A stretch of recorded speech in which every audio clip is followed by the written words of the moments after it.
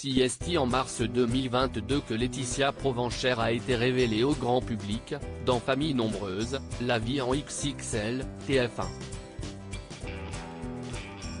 Une jeune femme qui a bouleversé les internautes avec son histoire personnelle. Alors qu'elle était enceinte de 2 mois de ses triplés Amy, Lina et Noélia, 1 an, elle a perdu son mari Guillaume. En août 2020, il a été victime d'un accident du travail et est mort 2 jours plus tard.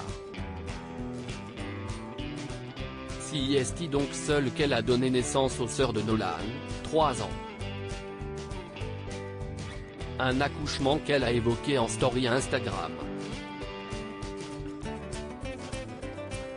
Laetitia Provenchère partage son quotidien dans l'émission de TF1, mais pas que.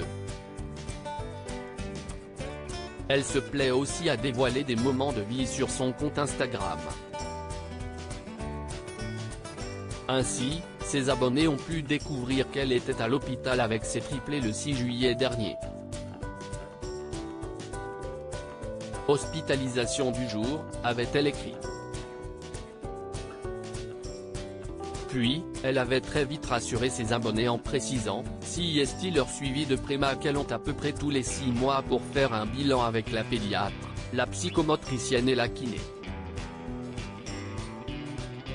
Et ça permet d'aller faire un coucou à tout le monde et ça moi j'adore. Un encadrement plus que parfait et CST toujours un plaisir de voir le personnel de l'hôpital qui s'est occupé des filles et de moi, a tout d'abord confié la mère de famille. Laetitia Provenchère est ensuite revenue sur son accouchement. Amy, Lina et Noélia sont nées à 7 mois de grossesse. Après, clairement pour des triplés, de toute façon c'était maximum 8 mois, a-t-elle précisé. Puis, la charmante brune a révélé qu'elle avait subi une intervention en urgence pour le bien de l'une de ses filles. Il me faisait la césarienne.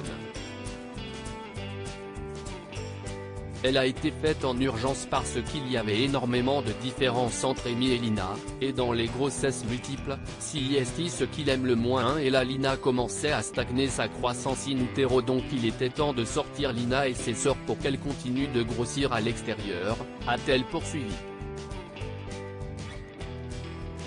Aujourd'hui, les filles sont en parfaite santé et évoluent à leur rythme.